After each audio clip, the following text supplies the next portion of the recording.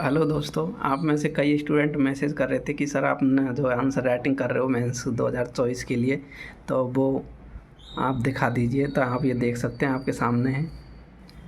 और जैसे जो साथी इस बार मेरे साथ मेंस दे रहे हैं चॉइस की, वो तो कर ही रहे हैं आंसर राइटिंग, उसमें तो कोई शक ही नहीं है। लेकिन जो आप भविष्य में देने की सोच रहे हो 25 में या 26 में कभी भी, तो आंसर राइटिंग तो आपको करनी पड़ेगी।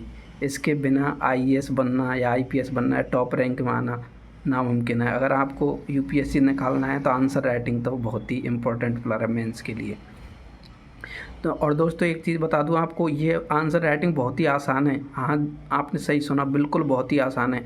3-4 पॉइंट है, अगर उनको समझ लिया आपने तो आप आंसर राइटिंग आराम से कर सकते हो। और कर ही नहीं सकते दोस्तों, अच्छी आंसर राइटिंग कर सकते हैं। जैसे इसी क्वेश्चन को लेते हैं अपन, इसमें समझ लेते हैं।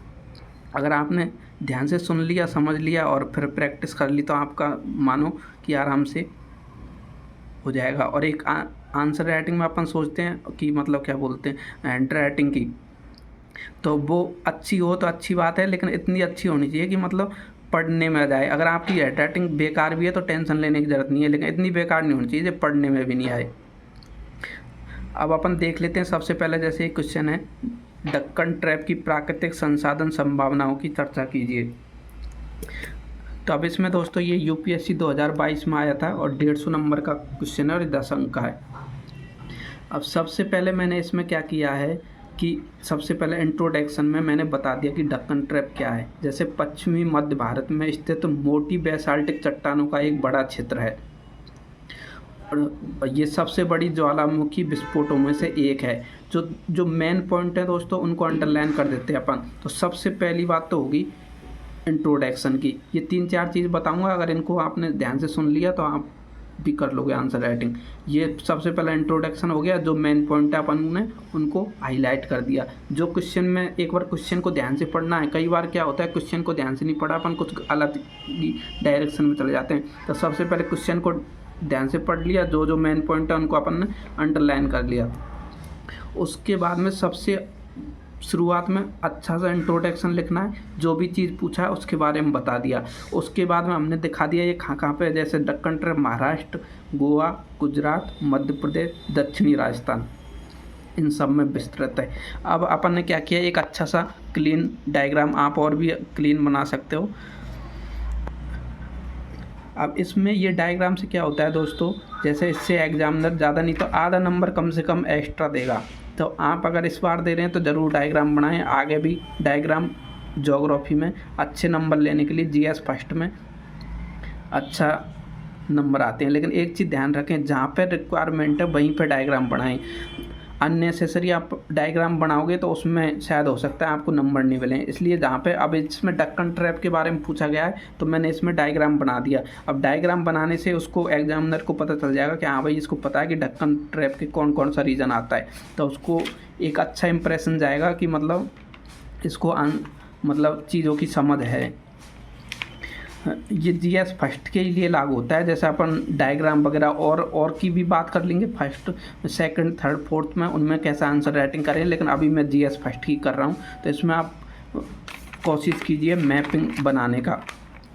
उसके बाद में आता है दोस्तों मेन बॉडी पार्ट। फर्स्ट देखिए अपन इंट्रोडक्शन में मैंने समझा दिया कि मतलब ये क्या है सब। उसके बाद में हम देख लेते हैं क्वेश्चन में क्या पूछा, प्राकृतिक संसाधन संभावनाओं। तो जो क्वेश्चन की डिमांड है वो ही लिखना है हमको, अननेसेसरी कुछ भी नहीं लिखना।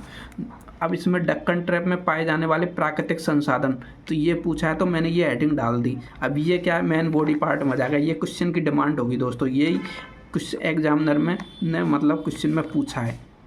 तो प्राकृतिक संसाधन आपको भी पता है कौन कौन से, जैसे खनिज हो गए, लोहा, मैंगनीज, तांबा और सोना, कोयला, तेल और प्राकृतिक गैस और भूतापीय ऊर्जा, जल विद्युत ऊर्जा, कृषि भूमि, इमारती लकड़ी और औषधीय पौधे। अब जो क्वेश्चन में जो पूछा था वो मैंने इसमें पॉइंट के थ्रू लिख दिया। आप चाहें तो इसको थोड़ा थोड़ा सा विस्तार भी दे सकते हैं। ये हो गया अपन का मेन बॉडी जो भी है मतलब। अब इसमें आप तो हल्का सा विस्तार दे देंगे तो और भी बढ़िया रहेगा। मैंने डायरेक्ट पॉइंट समय कम था, 3 घंटे में पूरा पेपर कंप्लीट करना था, इसलिए मैंने ये थोड़ा शॉर्ट में लिख के निकल गया। अब लास्ट में आता है दोस्तों सबसे इम्पोर्टेंट, जैसे इंट्रो हो गया, ये दूसरी पार्ट हो गया, तीसरे पार्ट हो गया एक निष्कर्ष, अच्छा सा निष्कर्ष। अब देखो, डक्कन ट्रैप के प्राकृतिक संसाधनों का उपयोग पर्यावरणीय प्रभाव को ध्यान में रखते हुए जिम्मेदार तरीके से, अब जो जो मेन पॉइंट लग रहे हैं उनको मैं अंडरलाइन करता जा रहा हूँ, ताकि जाना चाहिए, ताकि सतत एवं संपोषणीय विकास को बढ़ावा दिया जा सके। तो जो जैसे सतत एवं संपूर्णीय विकास, तो ये मैंने अंडरलाइन कर दिया। इससे क्या है, एग्जामिनर जब भी इसको चेक करेगा तुरंत उसका ध्यान जाएगा और ये एक अच्छा इंप्रेशन जाएगा। तो जीएस फर्स्ट में एक चीज़ याद रखना, जो जितना अच्छा हो सके डायग्राम का ज़रूर उपयोग करें। बाकी और भी जैसे और भी पेपर हैं उनके भी मैं बता दूंगा कैसे आंसर राइटिंग करें। तो इसमें अपन ने 3 चीज़ देखी, इंट्रोडक्शन, मेन बॉडी जो भी क्वेश्चन में पूछा, और एक निष्कर्ष, और एक ये जो भी अच्छा सा डायग्राम। Thank you.